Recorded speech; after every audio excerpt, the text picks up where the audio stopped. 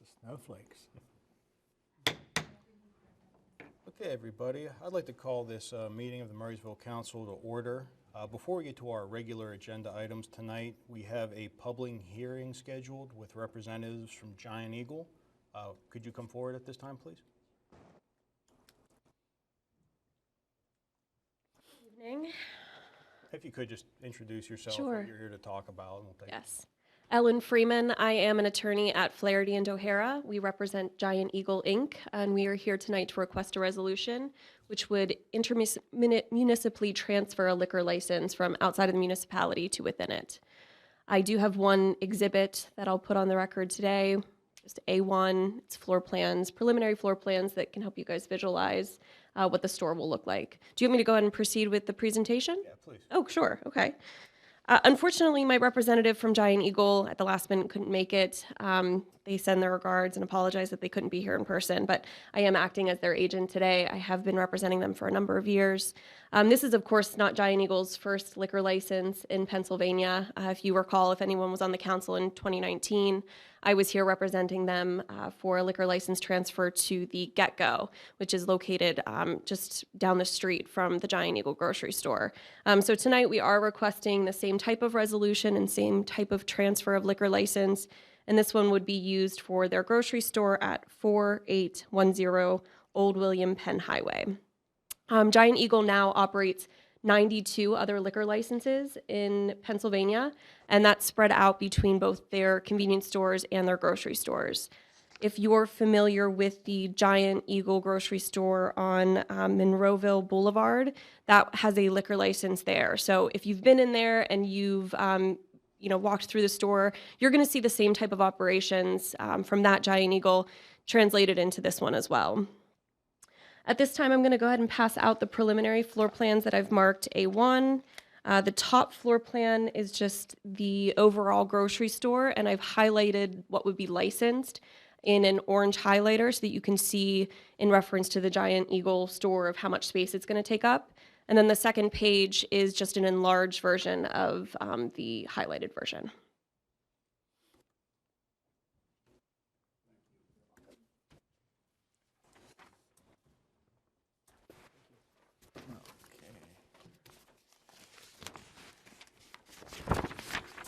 So as you can see, it does take up some space in the sort of middle right-hand side of the store as you initially walk in the entrance doors.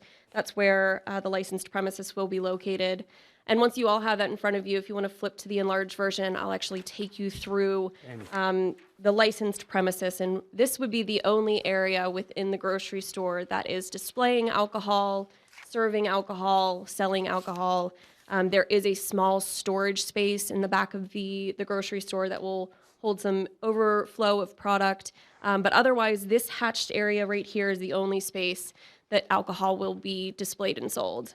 So we'll start at the bottom of the floor plan. You can see that there are some of their front end registers will be on the licensed premises in order to make it convenient for customers to purchase alcohol. These are the only 3 registers, though, that will accept the beer and wine SKUs.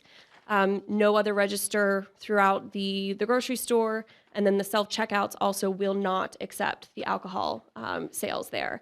And the reason for this is because they obviously want to maintain a responsible operation. And these 3 registers being on the licensed premises, Giant Eagle will know that these 3 registers are the ones that will always be manned by an associate that is of age to serve alcohol and has been properly trained. So all of the associates that are going to work within this area and at these registers will go through the responsible alcohol management program, as well as Giant Eagle's internal training, so that they learn all of Giant Eagle's policies as well as how to properly handle the sale of alcohol. Moving up into the aisle, that is where all of the beer and the wine will be displayed. There will be cold beer as well as beer just on the shelves. There will be single serve that you can do a mix of 6, which is very popular. But that entire aisle will be their inventory of beer and wine. You'll notice I'm not saying any spirits. They will not be selling any spirits at the Giant Eagle. So it will just be the beer and wine sampling there. And then as you go further up, you'll see that there is a seating area for 30 patrons. The seating area is a liquor code requirement, so they do maintain that at all of their stores. They've been very creative in the way that they've now put their seating in so as not to take up too much space. They've realized that having a lot of product in a grocery store is a necessity, and they don't want to diminish any of their inventory just for the seating area. So they put most of it up against the wall in order to conserve space. But this is, the seating area then that patrons are welcome to sit at, consume a meal. Giant Eagle will still be offering all of their ready-to-go and ready-to-eat meals, as well as the made-to-order meals at the deli station. So it just gives, the patrons an opportunity to sit down and have a quick bite. As I mentioned, they have this in 92 of their other stores. They find that very few people do use the seating area, which it was much more, I think, relevant before COVID. Of course, now no one's really sitting down. They want to get in and out. But they will maintain that seating should anybody want it. That seating is also the only area within the store that alcohol can be consumed on premises. Again, this is unfortunately another requirement of the PLCB. If Giant Eagle didn't have to allow for on-premises consumption, they wouldn't. But the Liquor Control Board has stated that patrons must be able to consume on premises. So with that, Giant Eagle does have a self-imposed 2 beer or their 8.5 glasses of wine. That's just simply how they're sold in that capacity. So they have a limitation on what you can consume. They've found that this policy is pretty easy to maintain. They constantly have associates walking through the seating area to ensure if there is someone sitting there and enjoying a meal and or a beer or a glass of wine, that they're then keyed into that and they're watching it to maintain their policy. It happens so infrequently that it's never become an issue at any of their stores, which has been nice. They will, of course, be selling primarily to go. So they have a limitation on how much they can sell to go in a single transaction, which is 192 fluid ounces of beer, which is roughly 2 6-packs, and then 3,000 milliliters of wine, which is roughly 4 standard bottles of wine. If a customer does want to purchase more than that, they do have to leave the premises and then come back and make a separate transaction. Giant Eagle employs and will employ at this store a 100% carding policy. So no matter what your age is, you will be carded by an associate. And this really just removes the gray area out of selling alcohol. It doesn't put their associates in a position where they have to guess if someone is under the age of 35 or not. So they do that across the board. They also will use a card scanner transaction device on the ID in order to ensure that that ID is not fraudulent, as well as just another precaution to make sure that they're checking the date right, that the person is 21 years or older. And then lastly, they will maintain all of their security cameras within the store. They're going to ensure that the security cameras that are currently there are pointed into a direction that it's going to cover the alcohol product, as well as to ensure to cover the cash registers to capture every sale in case law enforcement would need it for any reason. With that, in closing, I'll just put on the record that Giant Eagle certainly understands its reputation in the neighborhood. It wants to maintain a good reputation and certainly doesn't want to tarnish that with any irresponsible sales of alcohol. That's why they put these precautions in place, these policies in place. They go above and beyond what the liquor code requires of them. And they do that in order to continue to be a good neighbor, to be a convenient shopping space, and to give their customers really all of the amenities that a customer wants to see within a grocery store. I welcome any questions, certainly from the board and also from the public. Counsel? You mentioned age 35. And what was the context of that again? So Giant Eagle employs a 100% carding policy. Technically, by law, they don't even have to card for beer at all. For wine sales, they're legally required to card anyone who appears to be 35 years or younger. Giant Eagle finds that to be a really vague policy, and it's very difficult for an associate to look at someone and really guess what their age is in order to make sure they're not breaking the law. So Giant Eagle does away with all of that guesswork and cards everybody. So you just told me they'll be carding me. Yes, sir. You've been warned. Okay. The other was if a mother with children, do children allowed in this area? Children will be allowed in the area. It's well lit. All of the alcohol is really, up on the shelves, out of the way of children's hands. It's well maintained by the associates who are constantly going in and out to check the seating area. So kids are welcome to go through. If you've been in this particular Giant Eagle, if you're thinking of maybe younger kids who are looking to maybe snatch some, you'll know that Giant Eagle, you have to go all the way around in order to get out. It doesn't allow you to come back through and go back through the entrance. So they feel as though with the flow of the grocery store and where this is located, it's in the safest spot possible for kids to still be able to go through and to keep their product out of their hands. I know you said it was not a Giant Eagle policy, it was a liquor control board policy, that the seating be required. Can you tell me the rationale behind that ruling by the liquor control board? Well, to opine on the PLCB's rationale is very difficult, but it goes back to this is actually a restaurant liquor license. So, your Applebee's and your Chili's and Red Lobsters, they're all getting the same liquor license that your Giant Eagles and Sheetz and Wegmans are all getting. There's no differentiation between the two. So the liquor code stated that there needed to be 30 seats for a restaurant. And so whenever the grocery stores started to acquire liquor licenses back in 2009, the Liquor Control Board said, okay, but you have to have seating for 30. And there's been a pretty strong hold on that policy. I don't know if it'll change in the future. I think if it does, a lot of space will be opened up in these stores. But as for now, I think it's just because there's no differentiation between grocery stores and actual restaurants.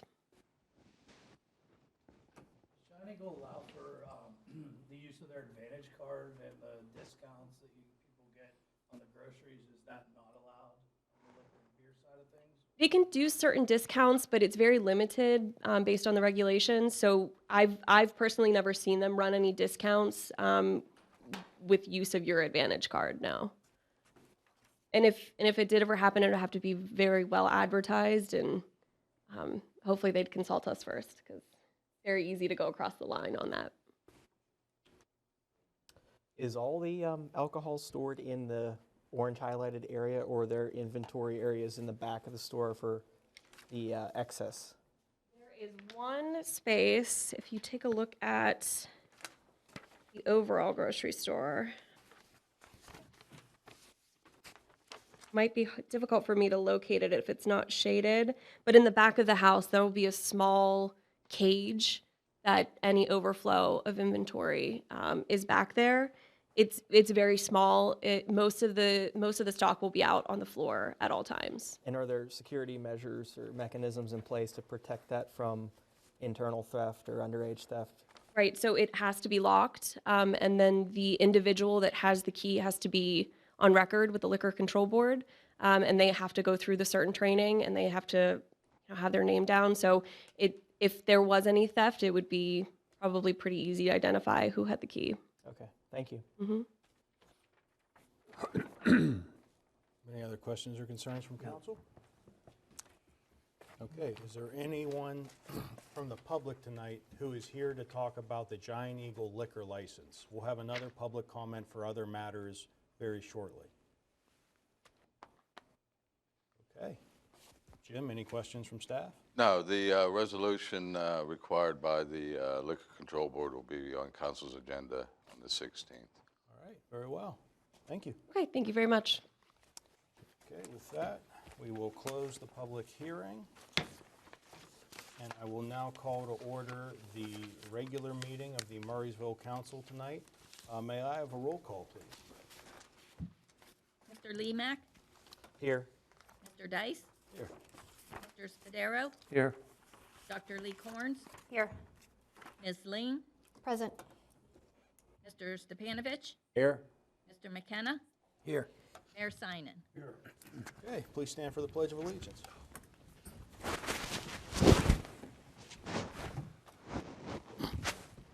I pledge allegiance to the flag of the United States of America and to the republic for which it stands, one nation, under God, indivisible, with liberty and justice for all.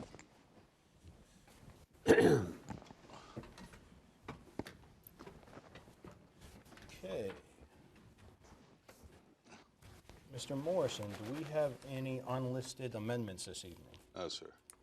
Okay, that brings us to the consent calendar items. Looks like it's just the minutes. Are there any questions or concerns about the minutes? Hearing none, can I have a motion, please?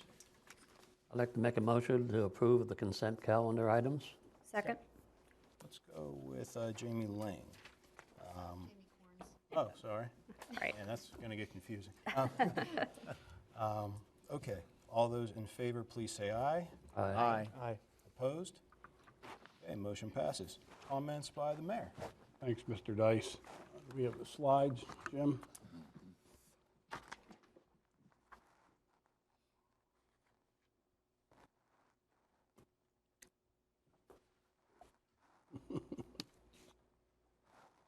There we go. Firstly, ARP will be doing tax prep help at the Murrysville Community Center on select Fridays in February, March, and April. There is no walk-in service. You have to call and make an appointment. The number to call for your walk-in service for tax prep is 412-394-8959. Do not call before January 17th. That's when they'll start taking appointments. If you do not get an answer, leave a message and your call will be returned. Next slide is Murrysville's 12 for 12. 12 miles in 12 weeks, January 1st to March 31st. The fee is free. The location is any Murrysville Park, Westmoreland Heritage, any Westmoreland Conservancy, Reserve property. For more information, go to murrysvilleparecreation.com. I'll read it out for you also. The Murrysville Recreation Department and Westmoreland Conservancy is challenging the community to explore 12 miles in the parks. Join Murrysville's 12 for 12 challenge.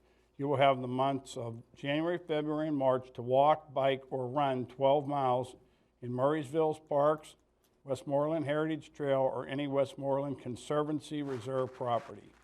In this free virtual challenge, participants are to complete the 12 miles on their own time. Overachievers can track as many miles in 12 weeks as possible. Are you up for the challenge? Lastly, Ulysses S. Grant will be speaking in Murrysville February the 9th at 6:30 p.m. about the surrender of Robert E. Lee in 1865. The program will be held at the Murrysville Municipal Building. General Grant will discuss some of the finer details of the meeting which led Robert E. Lee to surrender his army, ending the fighting in Virginia during the Civil War. Ken Surfass is the professional living historian portraying Ulysses S. Grant and travels extensively to share history. This program will be held in the council chambers again, Murrysville Municipal, and will be broadcast on Murrysville Local Channel 19 and live stream. Registration is encouraged by calling the municipal number 724-327-2100, extension 131. Thank you. That concludes my comments. Thank you, Mayor. Okay. That brings us to comments by the Chief Administrator. Jim? We will begin interviewing some candidates for the Chief Administrator's position next week. We have 4 candidates, 2 on Thursday and 2 on Friday. So the process will begin.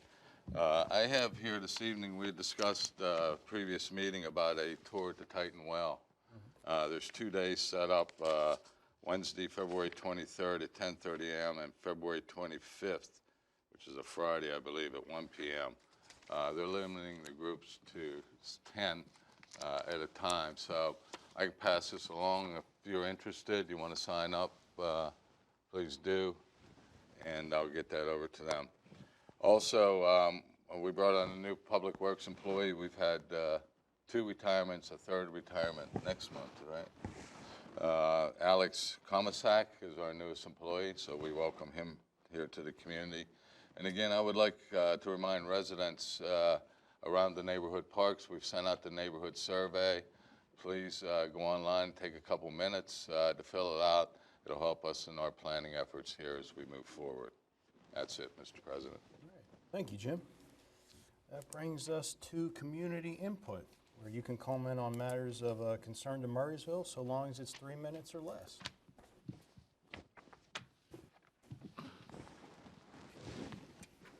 We had no sign-ups, but for the good of the order, is there anyone here who would like to give comment this evening? Okay, seeing no takers, we will move on to liaison comments and committee reports. I imagine we haven't done a lot of assignments yet, so this will be pretty sparse, but let's start with Carl. Planning Commission? Yes, the Parks and Recreation and the Planning Committee both meet next Tuesday, and that's when I'll be able to say what they're doing. Awesome, thank you. Don? Medic One, I think they're going to have a meeting toward the end of the month. Okay. Jamie Lee? No update yet. Thank you. Matt? Parks and Recreation, we meet next Tuesday.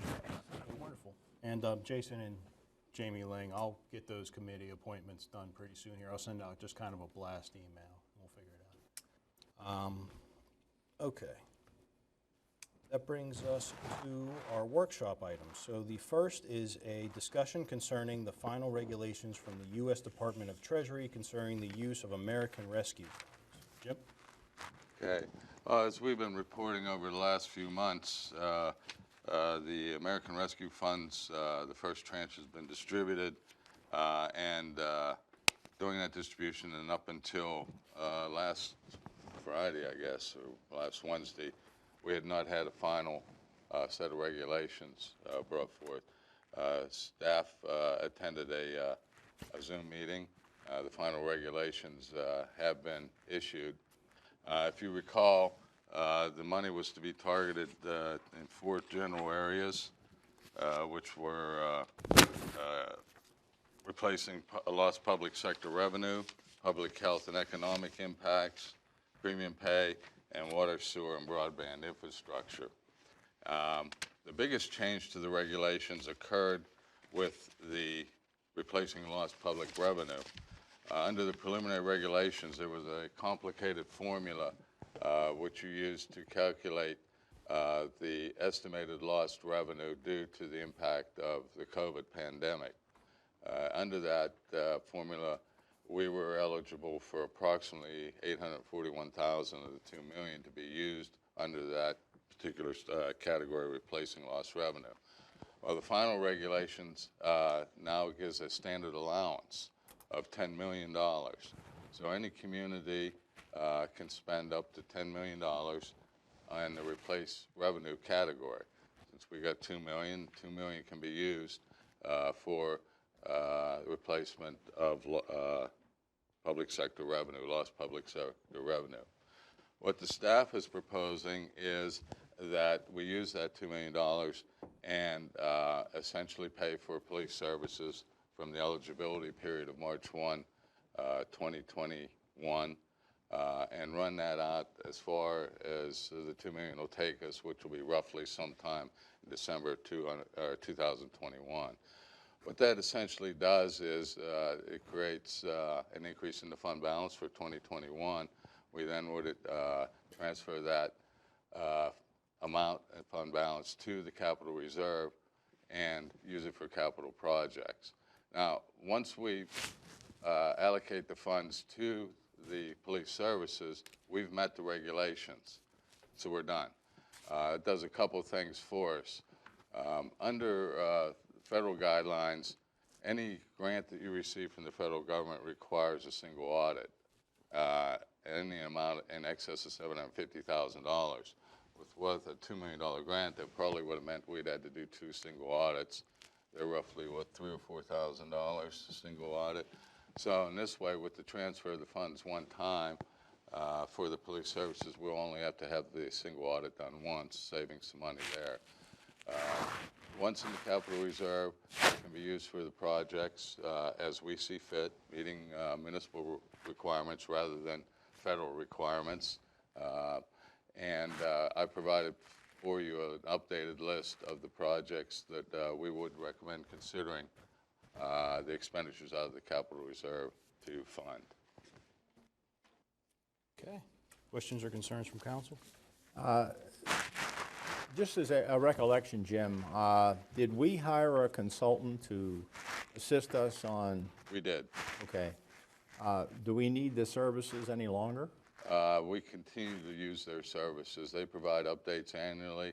They also provide some other services with other funding programs, including the infrastructure money that's coming forward that we'd like to be able to participate in.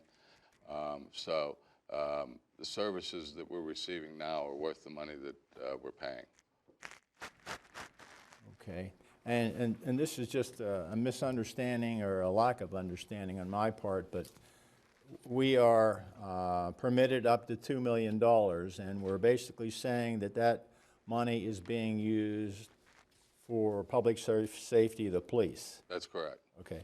But then once we have it, we can disperse it into different projects. Well, once you've paid for the services, so essentially you're creating a fund balance as a result of that, because you're reimbursing for costs that we've already expended. Okay. So it's not like my understanding was we said it was going to be used for the police, and now we'll use it for whatever we choose. No, it will be used for the police. It'll be to reimburse payroll costs for the police. Okay. From March of... Which just allows us to take then what was going to be going to the police to be used for other capital projects. That's correct.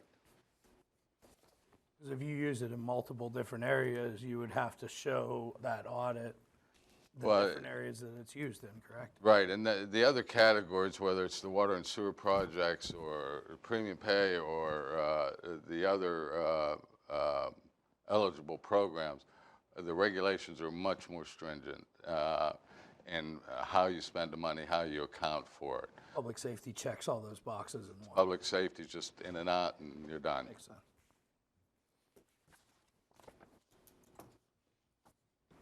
Okay. Other questions or concerns about the plan? All right, awesome. Brings us to 9A, a discussion concerning the Volunteer Service Credit Program notarized eligibility list for the Murrysville Volunteer Fire Company and the White Valley Volunteer Fire Company. This is the third year of the program. If you recall, we implemented by ordinance the program to permit volunteer fire company members who meet certain requirements to be able to forego 100% of their earned income tax obligation to the municipality. That includes firemen who may be outside the municipality to participate in Murrysville companies and vice versa. For purposes of background, I included in the Dropbox the ordinance and the point spread on the eligible participants from White Valley and Murrysville. Okay. Questions or concerns from council? Just a question going back to, has the Sardis Volunteer Fire Company, have they submitted any documentation for credit? No, they have not. Okay. It's the second year. Actually, it's the third year. They have not participated in any of the 3 years. It's a philosophical question with them, I believe. Wow. Okay. Okay. No other questions or concerns. We will move on to 9C, discussion concerning the lease of oil and gas rights of property owned by the municipality of Murrysville off General Forbes Road and at Staymates Cabin. Jim? If you recall, it was, I think in November, December last year, we were approached by Olympus to lease property at Pedora Park and also in the housing plan across the street from the park.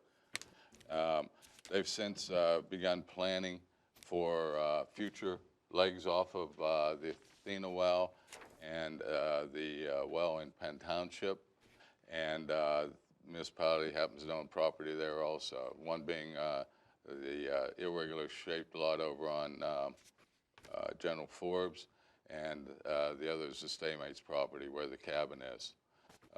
There is 8.43 acres at General Forbes and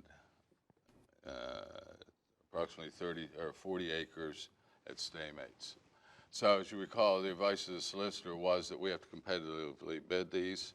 So we would go through the bid process as we did the last time around, advertise bids, and if successful, secure a lease for those properties. Okay. Questions or concerns from council? We have multiple bids when we did that before. No, we did not. No. I think it'd be very rare if we did see it. 'Cause they're consolidating essentially units of approximately 300 acres, and they own most of it around there. There's nobody else going to try to come in and encroach. But what we did was we got a list of a number of producers in the area in Pennsylvania, southwestern Pennsylvania, and had sent a letter out notifying them that the lease was available to bid on. So we reached as many people as we could with the advertisement. Can you give some clarification on the code, that 3-54, that says sale of municipal equipment and supplies, and how that applies to a lease? Well, essentially, it's a sale or lease of the properties. It just says, Yeah, it doesn't say, right. in there. And then my other question was, under the impact on budget operations, it says a prior solicitation paid $2,000 per acre and a 16% royalty.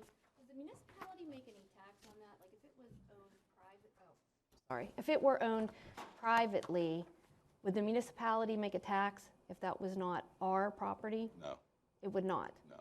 Okay. So it's just the per acreage lease amount and then the royalty? That's correct, Okay. whether it's privately or publicly owned. Okay. And in the lease agreement, do they control things? I'm new, so I got a lot of No, questions. I don't- Do they have restrictions on like travel and things like that when operations can occur? No, that's essentially under the purview of whoever's giving the grant of use of the surface rights on the property. In this case, both of these wells are outside the municipality of Murrysville. So the Penn Township would have gone through their conditional use approval over there. I'm not sure whether Washington Township has it by right or by conditional use. But there would be no granting of surface rights here. This is only to lease the oil and gas rights. Okay.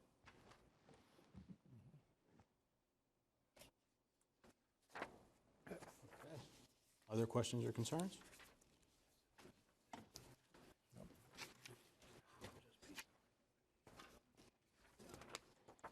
Okay.